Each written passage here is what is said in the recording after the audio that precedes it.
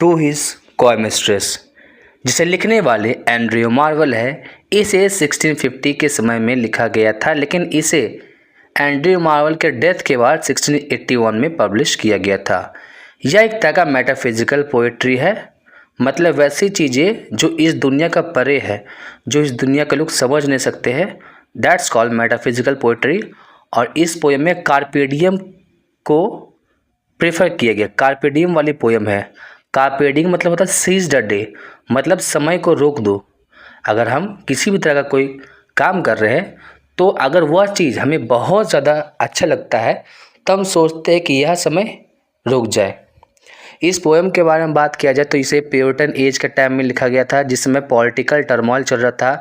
यहाँ पे रिलीजन कुछ ज़्यादा ही कंट्रोल कर रहे थे। बोला भी जाता है कि एंड्रयू मार्वल का एसोसिएशन जॉन मिल्टन के साथ था, क्योंकि दोनों के दोनों पोएट थे और पॉलिटिशियन थे। और इस पोएम में कार्पेडियम सीज द डे के फिलॉसफी के बारे में बहुत ही अच्छे से बताया गया है। यह एक तरह का ड्रामेटिक मोनोलॉग है, मतलब यहाँ पे जो स्पीकर है वह बात को बोल रहे हैं अपनी लवर से, जो कि शाय है। यहाँ पे कॉय का मतलब होता है शाय, तो जो कि शाय है तो अपने बिलवर्ड को बता रहे हैं। अब इसी के साथ शुरू करते हैं हमारी poem. Had we but world enough and time, this coyness lady were no crime. मतलब बोला जाता है कि अगर हमारे पास पूरा संसार और भरपूर समय होता तो हे स्त्री, तुम्हारा लज्जा करना कोई अपराध नहीं होता। यह कॉयनेस मतलब लज्जा करना या फिर शर्माना। आगे बोला जाता है we would sit down and think which way to walk and pass our long day love. हम बैठ कर सोचते कि प्रेम का यह दिन हम कैसे बिताए, कहाँ चले, अपने प्रेम को कैसे बांटे। Thou by the Indian Ganges side shouldst ruby find, I by the tide of Humber would complain, I would love you 10 years before the flood। मतलब यहाँ पे बोला जाता है तुम गंगा किनारे पाए जाने वाले कीमतियों मोतियों को ढूंढती हो और मैं हम्बर नदी किनारे बैठकर तुम्हारी प्रशंसा करता हूँ। यहाँ पे गंगा नदी और हम्बर नदी के बारे में बताया गया है। मैं तुम्हें नूह का प्रलय से 10 साल पहले से प्रेम करता हूँ। तो यहाँ पे किसके बारे में बताया जा रहा है? नूह के बारे में बताया जा रहा है। नूह कौन थे? तो ऐसा माना जाता है कि एक समय पहले जब संसार पूरी तरीके से ख़त्म होने वाला था तो नूह ने लोगों को बचाया था और दोबारा से क्या शुरू हुआ था? संसार दोबारा से शुरू हुआ था। तो यहाँ पे बताया जा रहा है कि वह उस समय से प्यार कर रहे हैं। यहाँ पे बातों को बढ़ा चढ़ा करके बताया जा रहा है कि अपनी मिस्ट्रेस, अपनी लवर्स के लिए 1000 सालों तक भी इंतज़ार करना पड़े तो वह इंतज़ार करने के लिए तैयार है। And you should if you please refuse till the conversation of the juice, My vegetable love should grow vaster than empire and more slow। मतलब बोला जाता है और यदि चाहो तो अपना प्रेम इनकार करती रहो जब तक यहूदी धर्म परिवर्तन ना कर ले, जो कभी नहीं होगा। मेरा प्रेम पेड़ पौधों की तरह धीरे धीरे साम्राज्य में भी विशाल बनकर बढ़ेगा। मतलब इन लाइनों में यह बताया जा रहा है कि अगर उनके पास समय बहुत ज़्यादा होता तो उनका प्यार जो है वो धीरे धीरे करके पूरे विश्व में फैलता। And 100 years should go to praise thine eyes and on thy forehead gaze। मैं 100 साल केवल तुम्हारी आंखें और माथे की सुंदरता को निहारता। 200 to adore each breast, 200 वर्ष मैं तुम्हारे स्तन की प्रशंसा करता। बट 30,000 टू द रेस्ट, और बाकी के 30,000 वर्षों तक मैं तुम्हारे शरीर के बाकी अंगों की प्रशंसा करता and age at least to every part and the last age should show me your heart.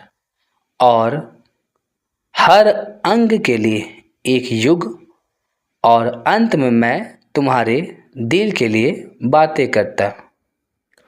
For lady, you deserve this state, nor would I at lower rate।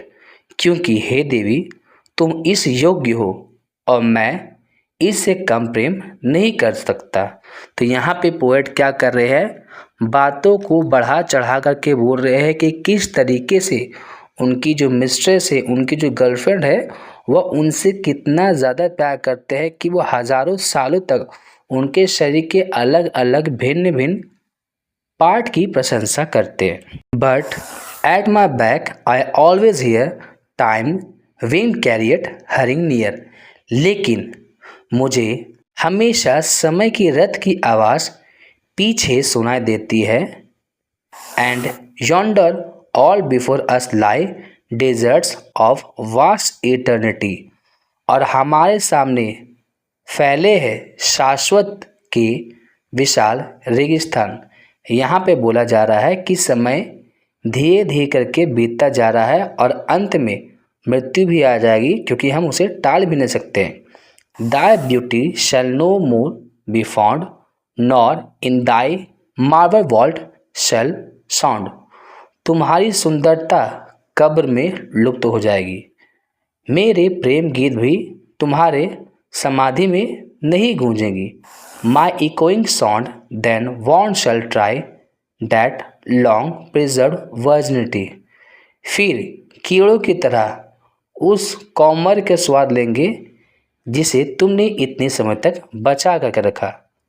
तो इन लाइन से बोला जा रहा है कि पोयम में एक turn लिया जा रहा है कि कब्र में चाहे सुंदरता हो या फिर कुछ और, उसका कोई मतलब नहीं रहता।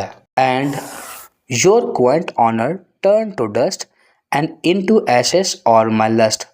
तुम्हारा सारा मान सम्मान धूल में मिल जाएगा और मेरी कामना भी राख में बन जाएगी। The grave is fine and private place but none I think do there embrace. कब्र सुंदर और एकांत जगह है, लेकिन वहाँ कोई आलिंगन नहीं करता। यहाँ पे जो पोएट है वो अपनी लवर को बोल रहे हैं कि उन्हें प्यार करने दीजिए, क्योंकि मौत के बाद चाहे प्यार हो या इच्छाएं हो, उनका कोई महत्व नहीं रहता। Now therefore while the youthful hue sits on the skin like morning due.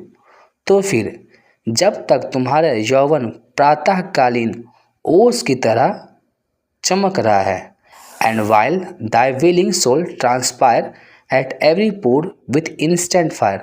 और तुम्हारी इच्छा शक्ति प्रत्येक रोम में कामना में प्रकट हो रही है। तो यहाँ पे जो पोएट है वो क्या बता रहे हैं कि उनका जो पैशनेट लव है वो बहुत ही ज़्यादा उमड़ रहा है अपने सुंदर लवर के लिए। आगे बोला जाता है, now let us sports us while me may. तो जब तक मौका है प्रेम का आनंद ले। And now like amorous bird of prey. प्रेमी पक्षियों की तरह समय को तुरंत निगल ले। Rather at once our time devote than language in his slow chapter power. उसकी धीमी चाल से धीरे धीरे मरने से बेहतर है कि हम उसे ख़त्म कर दें। तो इन लाइन्स में क्या बोला जा रहा है कि आओ जब तक मौका है प्रेम का आनंद ले। प्रेमी पक्षियों की तरह हर समय को तुरंत निगल ले। उसकी धीमी चाल से धीरे धीरे मरने से बेहतर है कि उसे ख़त्म कर दे। तो यहाँ पे पोएट बोल रहे हैं कि समय का ख़त्म होने से पहले हम प्यार करें। Let us roll all our strength and all our sweetness up into one ball. हम अपनी सारी शक्ति और मधुरता को एक गेंद में लपेटे। And tear our pleasures with rough strife through the iron gate of life. और संघर्ष पूर्वक अपनी सुखी को जीवन की लहरों के द्वार तक ले जाए। तो इन लाइंस में क्या बोल रहे पोएट? वह बोल रहे हैं कि चलो हम एक दूसरे के साथ मिल जाते हैं और इस दुख को, इस संसार में हो रहे दुख को ख़त्म करते हैं। Thus, though we cannot make our sun stand still, yet we will make him run. हालांकि हम सूर्य को रोक नहीं सकते, फिर भी हम उससे तेज दौड़ सकते हैं। तो इन लाइन में यह बोला जा रहा है कि हालांकि हम समय को नहीं रोक सकते हैं, लेकिन हम अपनी ज़िंदगी को इस तरीके से जिए कि हम समय से रेस लगा रहे हो।